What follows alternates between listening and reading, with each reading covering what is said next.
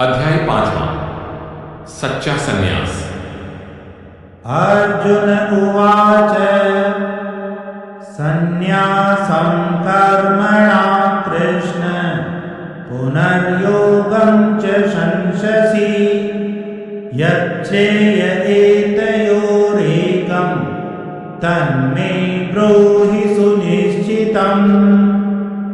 अर्जुन ने कहा, हे कृष्ण, पहले आप कर्मों के त्याग की प्रशंसा करते हैं और फिर निष्काम भाव से कर्म करने को कहते हैं। दोनों में से मेरे लिए सुनिश्चित रूप से जो कल्याणकारी है वह कहिए। श्री भगवानुवाच संन्यास कर्मयोगश्च निःश्रेयसकरावुभौ तयोस्तु कर्म संन्यासात् कर्मयोगो विशिष्यते। श्री भगवान बोले, कर्मों का त्याग और निष्काम भाव से किए गए कर्म दोनों ही मुक्ति की ओर ले जाने वाले हैं, परंतु इन दोनों में कर्म संन्यास से कर्मयोग अर्थात आसक्ति रहित कर्म करना श्रेष्ठ है।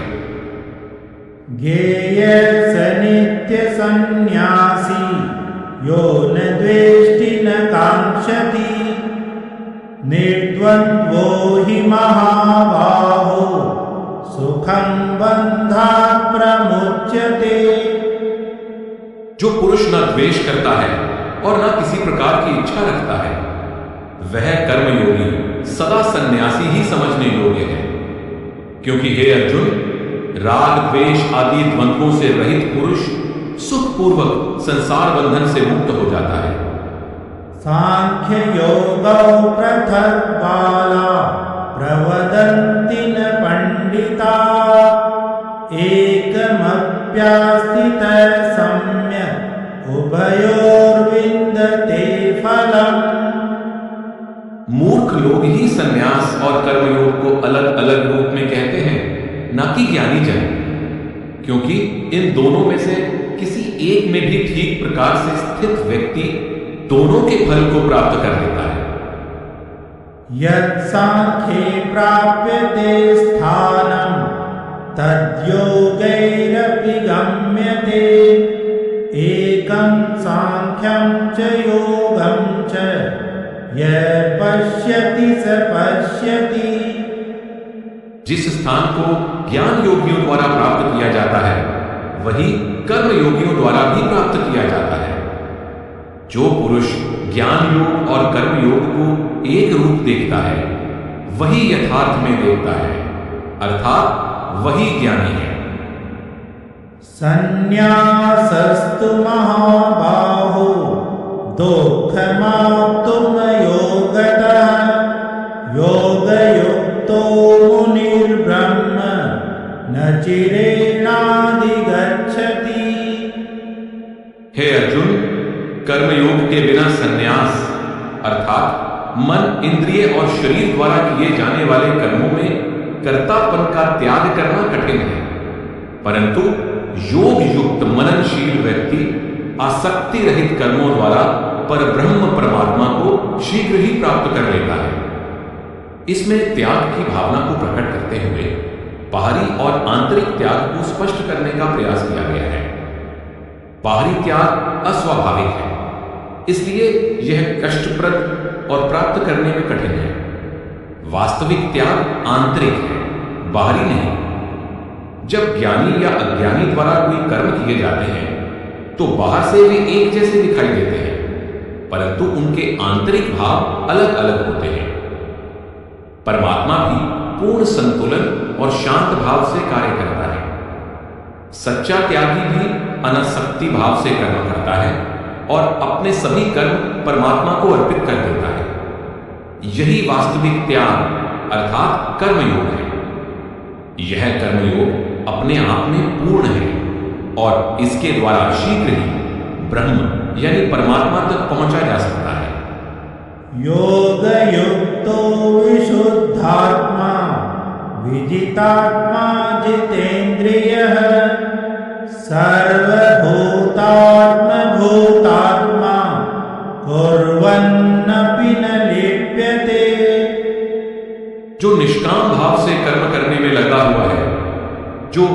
शुद्ध अंतःकरण वाला है, जिसने अपने आप को जीत लिया है, जिसने अपनी इंद्रियों को वश में कर लिया है और सभी प्राणियों का आत्मरूप परमात्मा ही जिसकी आत्मा है, ऐसा कर्मयोगी कर्म करता हुआ भी निर्लिप्त रहता है।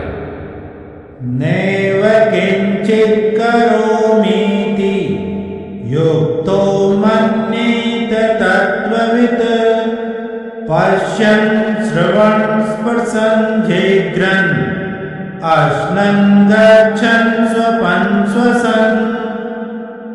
जो योगी योग अर्थात कर्म योग में पूर्णतया स्थित है, तत्व को जानने वाला अर्थात सत्य को पहचानने वाला है, वह देखते हुए, सुनते हुए, स्पर्श करते हुए, सूंघते हुए, भोजन करते हुए, चलते हुए, सोते हुए, श्वास लेते हुए यही मानता है कि मैं कुछ नहीं करता।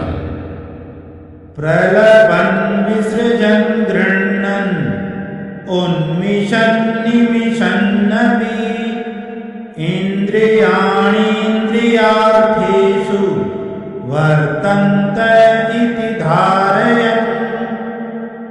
वह बोलते हुए, त्यागते हुए, प्राप्त करते हुए, आंखों को खोलते मूंदते हुए भी यह समझता है कि इंद्रियां ही अपने अपने विषयों में कार्य कर रही हैं। ब्रह्मण्याधाय कर्माणि संगं त्यक्त्वा करोति यः लिप्यते न स पापेन पद्मपत्रमिवाम्भसा। जो व्यक्ति सब कर्मों को परमात्मा में अर्पण करके और आसक्ति को त्याग कर कर्म करता है, वह पुरुष जल में कमल के पत्ते की तरह पाप से लिप्त नहीं होता है। कायेन मनसा बुद्ध्या केवलैरिन्द्रियैरपि योगिनः कर्म कुर्वन्ति संगं त्यक्त्वात्मशुद्धये। कर्मयोगी इंद्रिय, मन, बुद्धि और शरीर द्वारा भी आसक्ति को त्याग कर अपने अंतःकरण की शुद्धि के लिए कर्म करते हैं। युक्त कर्म फलं त्यक्त्वा शान्तिमाप्नोति नैष्ठिकीम् अयुक्त कामकारेण फले सक्तो निबध्यते। कर्मयोगी कर्म के फल का त्याग करके अचल शांति को प्राप्त होता है और सकाम पुरुष कामना के कारण फल में आसक्त होकर बंध जाता है। सर्वकर्माणि मनसा सन्न्यस्यास्ते सुखं वशी नवद्वारे पुरे देहि नैव कुर्वन्न कारयन्। कर्मयोगी जीव कर्म ना करते और न करवाते हुए 9 द्वारों वाले शरीर रूपी नगर अर्थात घर में सब कर्मों को मन से त्याग कर आनंद पूर्वक स्थित रहता है। ध्यान दें कि 9 द्वारों वाले नगर का अर्थ शरीर के 9 द्वार यानी 2 आंखें, 2 कान, 2 नाक के छिद्र, 1 मुंह और मल मूत्र के 2 सुराख हैं। न कर्तृत्वं न कर्माणि लोकस्य सृजति प्रभु न कर्म फल संयोगं स्वभावस्तु प्रवर्तते। प्रभु न तो मनुष्यों के कर्तापन की, न कर्मों की और न कर्म और फल के संयोग की ही रचना करते हैं। यह सब कुछ स्वभाव ही कर रहा है। नादत्ते कस्यचित् पापं न चैव सुकृतं विभो अज्ञानेनावृतं ज्ञानं तेन मुह्यन्ति जन्तवः। परमात्मा न तो किसी के पाप कर्म और न ही शुभ कर्म को ग्रहण करता है, परंतु अज्ञान द्वारा ज्ञान ढका हुआ है। इसी कारण सब मनुष्य मोहित हो रहे हैं। सर्वव्यापी परमात्मा सभी तरह से परिपूर्ण और परिवर्तन रहित है। वह सांसारिक लोगों के भले बुरे कर्मों से प्रभावित नहीं होता, लोग अज्ञानतावश झूठे अहंकार और भ्रम के शिकार होकर अपने आप को भले बुरे कर्मों का कर्ता समझना शुरू कर देते हैं। इसी कारण वे दुख और सुख का अनुभव करते हैं। परंतु जब उचित आत्मिक संयम द्वारा व्यक्ति अज्ञानता से मुक्त हो जाता है और परमात्मा से अपनी एकता की पहचान कर लेता है, तो वह भले बुरे की द्वैत भावना से ऊपर उठ जाता है और अपने कर्मों के फल से प्रभावित नहीं होता। ज्ञानेन तु तदज्ञानम् येषां नासितमात्मनः तेषामादित्यवज् ज्ञानं प्रकाशयति तत्परम्। परंतु जिनका वह अज्ञान आत्मज्ञान द्वारा नष्ट हो जाता है, उनका ज्ञान सूर्य की तरह परमात्मा के स्वरूप को प्रकाशित कर देता है। तद्बुद्धयस्तदात्मान तन्निष्ठा तत्परायणा गच्छन्त्य पुनरावृत्तिं ज्ञाननिर्धूतकल्मषा। जिनका मन परमात्मा में स्थिर हो गया है, जिनकी बुद्धि परमात्मा से एक रूप हो गई है, जिनकी एकमात्र परमात्मा में ही निष्ठा है और जो एकमात्र परमात्मा की ही भक्ति में लगे हुए हैं, वे ज्ञान द्वारा पापों के धुल जाने से वहां पहुंच जाते हैं जहां से फिर कभी लौटना नहीं पड़ता, अर्थात वे परम गति को प्राप्त कर लेते हैं। विद्या विनय संपन्ने ब्राह्मणे गविहस्तिनि शुनि चैव स्वपाके च पंडिता समदर्शिनः। वे ज्ञानी जन विद्या और विनय से संपन्न ब्राह्मण में तथा गाय, हाथी, कुत्ते और चांडाल में भी समदर्शी ही होते हैं। परमात्मा का प्रकाश सभी जीवों में समान रूप से विद्यमान है। जैसे सूर्य का प्रकाश समुद्र, नदी और कीचड़ पर एक समान ही पड़ता है। ज्ञानी जन जो सभी जीवों में एक परमात्मा को विद्यमान देखते हैं, उनमें स्वाभाविक रूप से समत्व भाव विकसित हो जाता है। इहेव तैर्जितैः सर्दो येषां साम्ये स्थितं मनः निर्दोषं हि समं ब्रह्म तस्मात् ब्रह्मणि ते स्थिताः। जिनका मन समभाव में स्थित है, उनके द्वारा यहां जीते जी ही संसार जीत लिया गया है, क्योंकि परमात्मा निर्दोष और सबके लिए समान है, इसलिए वे भी परमात्मा में ही स्थित हैं। न प्रहृष्येत् प्रियं प्राप्य नो द्विजेत् प्राप्य चाप्रियम् स्थिरबुद्धिर्सम्मूढो ब्रह्मविद् ब्रह्मणि स्थितः। जो प्रिय को प्राप्त करके हर्षित नहीं होता और अप्रिय को पाकर दुखी नहीं होता, वह स्थिर बुद्धि संशय रहित ब्रह्मवेता पुरुष पर ब्रह्म परमात्मा में ही स्थित रहता है। बाह्य स्पर्शेष्वसत्तात्मा विन्दत्यात्मनि यत् सुखम् स ब्रह्मयोगयुक्तात्मा सुखमक्षयमश्नुते।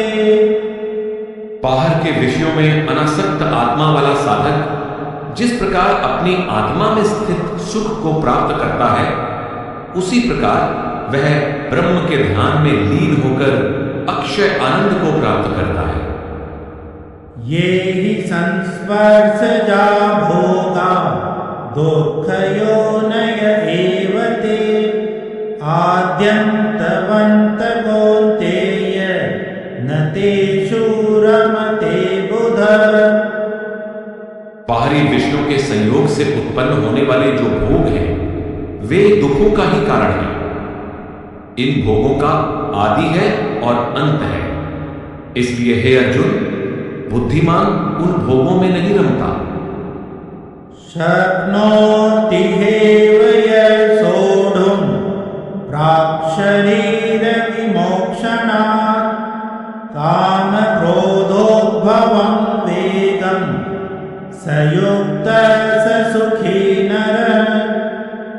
जो साधक इस मनुष्य शरीर में अपना शरीर त्यागने से पहले ही काम क्रोध से उत्पन्न होने वाले वेग को सहन करने में समर्थ हो जाता है, वही पुरुष योगी है, वही सुखी पुरुष है।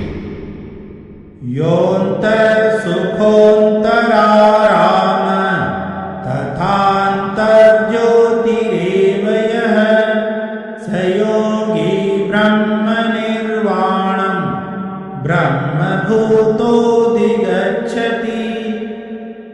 जिस योगी अर्थात आंतरिक साधना करने वाले को अपनी आत्मा में ही सुख मिलता है, अंदर ही आनंद मिलता है, अंदर ही प्रकाश प्राप्त होता है, उसका ब्रह्म से एक ही भाव हो जाता है और वह अपने अंदर ही ब्रह्म निर्वाण अर्थात मोक्ष को प्राप्त कर लेता है।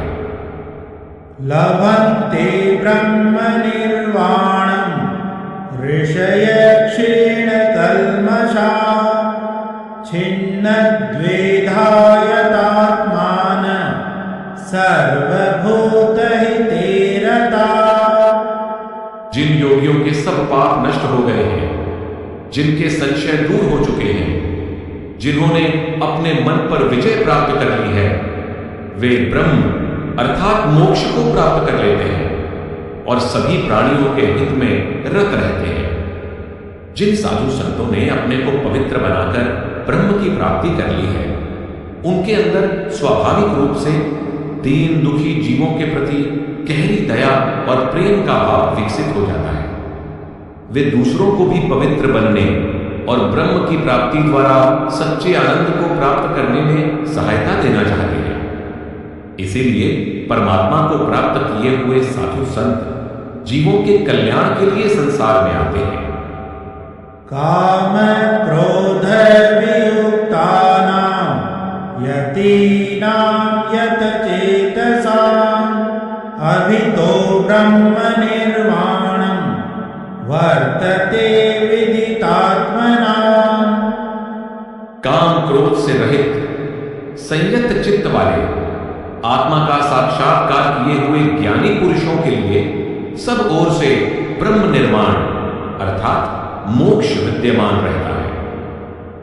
स्पृशान् कृत्वा बहिर्बाह्यां चक्षुश्चैवान्तरे भ्रुवो प्राणापानौ समो कृत्वा नासाभ्यन्तरचारिणौ यतेन्द्रियमनोबुद्धिर्मुनिर्मोक्षपरायणः विगतेच्छा भय क्रोधो यः सदा मुक्त एव सः।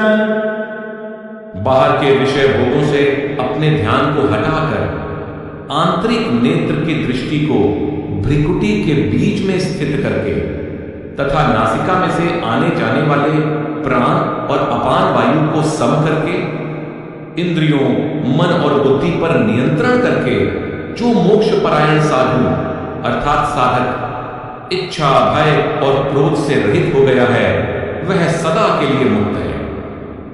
भोक्तारं यज्ञ तपसां सर्वलोकमहेश्वरं सुहृदं सर्वभूतानां ज्ञात्वा मां शान्तिमृच्छति। जो मुझे सभी यज्ञों और तपों का भोगने वाला, सभी लोगों का परमेश्वर तथा सभी प्राणियों का मित्र जानता है, वह साधक अर्थात भक्त शांति को प्राप्त होता है। इस प्रकार सच्चा संन्यास नामक 5वां अध्याय समाप्त होता है।